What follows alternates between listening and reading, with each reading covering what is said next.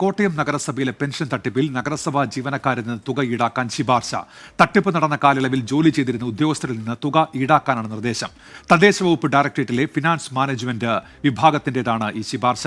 Toby Johnson ചേരുന്നുണ്ട് കോട്ടയത്ത് നിന്ന് വിവരങ്ങളുമായി. ടോബി, അങ്ങനെയെങ്കിൽ ആരൊക്കെ ഈ തുക സർക്കാരിലേക്ക് നൽകേണ്ടി വരും? ടോബി,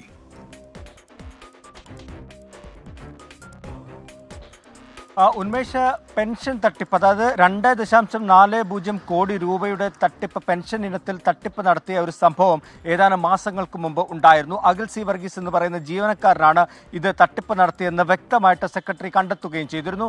ഇതിന്റെ അടിസ്ഥാനത്തിൽ വലിയൊരു പരിശോധന തദ്ദേശ സ്വയംഭരണ വകുപ്പ് ഡയറക്ടറേറ്റിന്റെ ഭാഗത്തു നിന്നും ഉണ്ടായിരുന്നു. ആ പരിശോധനയുടെയൊക്കെ ഒരു ബാക്കി പത്രം എന്നുള്ള നിലയ്ക്കാണ് ഇപ്പോൾ ഈ നടപടി കൂടി വന്നിരിക്കുന്നത്. നടപടിക്കുള്ളൊരു ശുപാർശയാണ് തദ്ദേശ വകുപ്പ് ഡയറക്ടറേറ്റിന്റെ അക്കൗണ്ട് ഓഡിറ്റ് വിഭാഗം നടത്തിയ പരിശോധനയിലെ ശുപാർശയാണ്. അതായത് ഈ കാലയളവിൽ, ഈ തട്ടിപ്പ് നടന്ന കാലയളവിൽ 47 മാസമാണ്.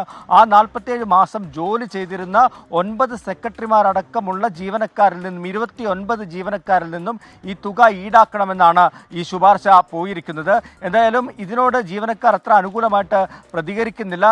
സ്വാഭാവിക ഒരു നടപടി മാത്രമാണ്. അതായത് ഇത്തരത്തിൽ ജീവനക്കാരുടെ ഭാഗത്ത് നിന്നും ഒരു വീഴ്ച ഉണ്ടാവുകയാണെങ്കിൽ ആ തുക ജീവനക്കാരുടെ ഭാഗത്ത് നിന്നും ഈടാക്കുന്ന ഒരു വ്യവസ്ഥ ഈ തദ്ദേശ സ്വയംഭരണ നിയമത്തിൽ തന്നെയുണ്ട്.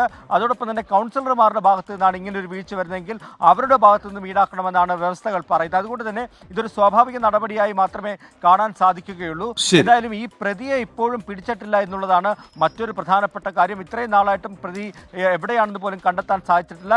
ഇതുമായി ബന്ധപ്പെട്ട പോലീസ് അന്വേഷണം ഇപ്പോൾ വിജിലൻസിന്റെ പക്കലാണ് ഉള്ളത് എന്നുകൂടി നമുക്ക് മനസ്സിലാക്കാൻ സാധിക്കുന്നു. അതുകൊണ്ട് തന്നെ ഉദ്യോഗസ്ഥരുടെ ഭാഗത്തു നിന്നുണ്ടായിരുന്ന ഒരു വീഴ്ചയായി തന്നെയാണ് ഈ ഒരു പെൻഷൻ തട്ടിപ്പിനെ കണ്ടെത്തിയിരിക്കുന്നത്. ടോബി ജോൺസണാണ് കോട്ടയത്ത് നിന്ന് വിശദാംശങ്ങൾ നൽകിയത്.